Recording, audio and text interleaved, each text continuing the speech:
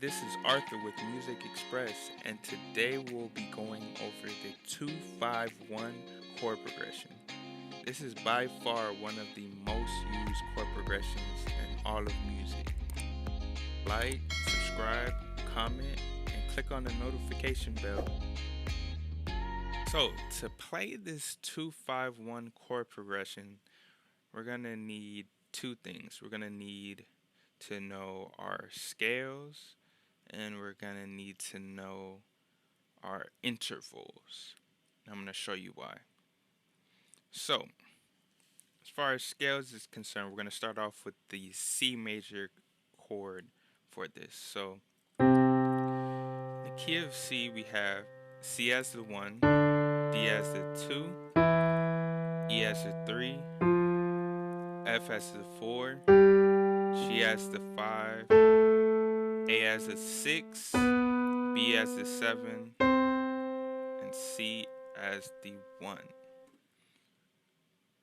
Alright, and then more specifically, as far as intervals go, say you start on C, and you want to know the difference between a half step and a whole step interval. Okay, a half step interval is each note after the other going chromatically. So if we go to C, we go to this note, it's enharmonic, it would be C sharp or D flat. That would be considered a half step. But say you're on this C, but you're going over this note to this note, then it would be called a whole step.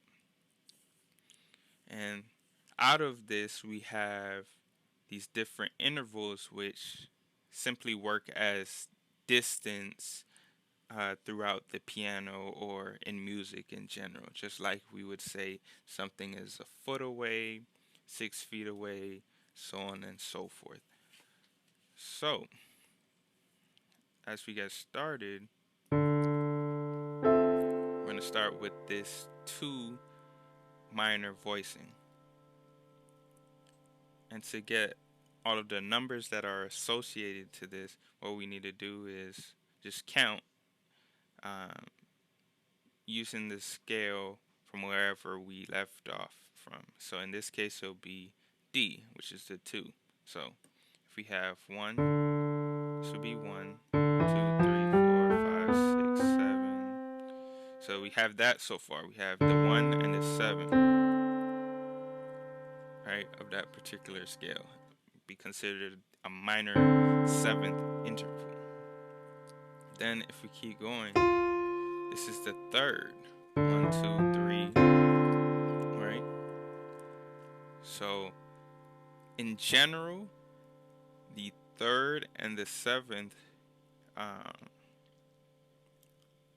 scale degrees, or intervals rather, are going to be the most important intervals to signify the chord quality that you're on.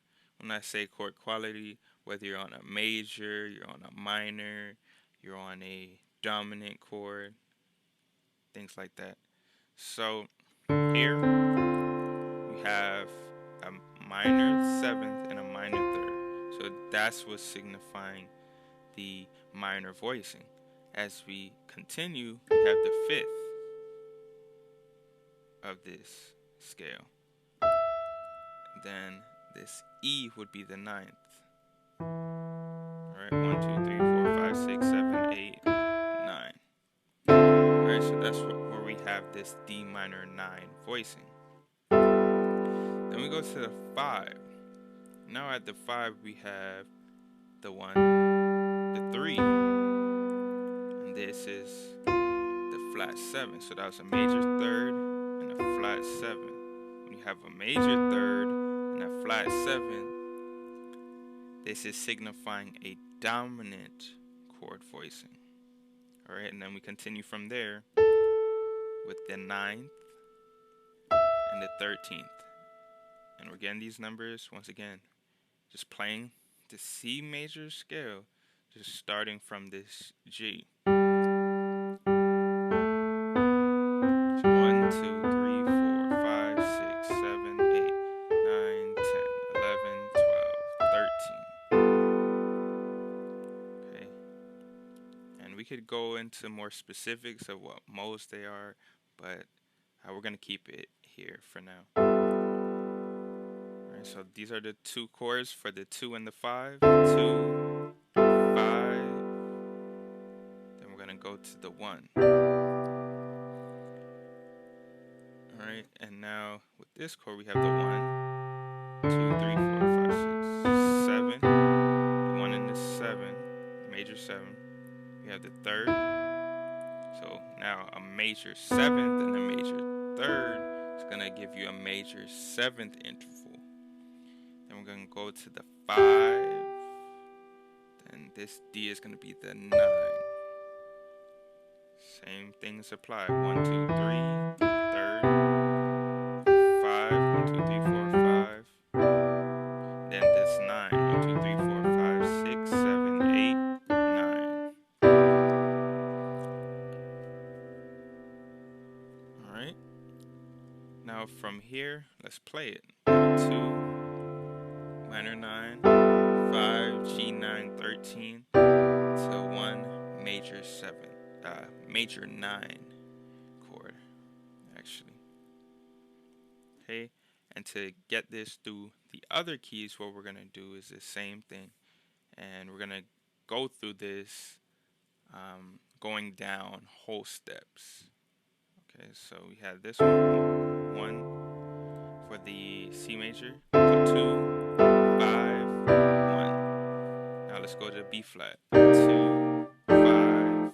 Let's go to A flat, 2, 5, 1. Let's go to G flat, 2, 5, 1. Let's go to E, 2, 5, 1. Let's go to D, 2, 5, 1. Let's go to C, 2, 5, 1. And then what we're gonna do to get the next 6 2, 5, 1s is take it up a half step to our D flat major, and then do the same exercise. So 2, 5, 1, and B, 2, 5, 1, and A, 2, 5, 1, and G, 2, 5, 1, and F, 2, 5, 1, and E flat, 2, 5, 1, and D flat, 2, 5, 1.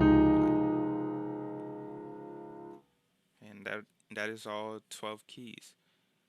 So more specifically, I'm going to show you why are we able to have such minimal movement as we're going through these chord changes, these chord progressions.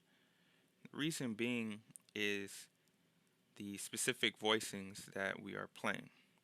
So the normal voicing, before it was ordered differently, would go as follows. We would have a D in our left hand. In our right hand, we would have a F, A, C, E. And this is still a D minor 9 chord. But what we're going to utilize is a drop voicing. More specifically, the drop 2 voicing. So we're going to take the second highest note, which is the C, move it to our left hand. And now we have the same chord, but a different voicing. Now, from here, we're going to go to our 5, which would have G, and the normal 5 before changing the order, it would have this voicing. So it would be F, A, B, E. What we're going to do is drop that second highest note, the B, to the left hand, so we have G and B. Once we do that, now we have the same voicing in our right hand that we had for the 2. So minimal movement, then to our 1. So from here alone, our left hand comes in with the G. This just moves down a half step, right hand the same. Then to the C, left hand with the B remaining the same. The right hand only moving down a half step from F to E, and a whole step from A to G, and a whole step from E to D. So together.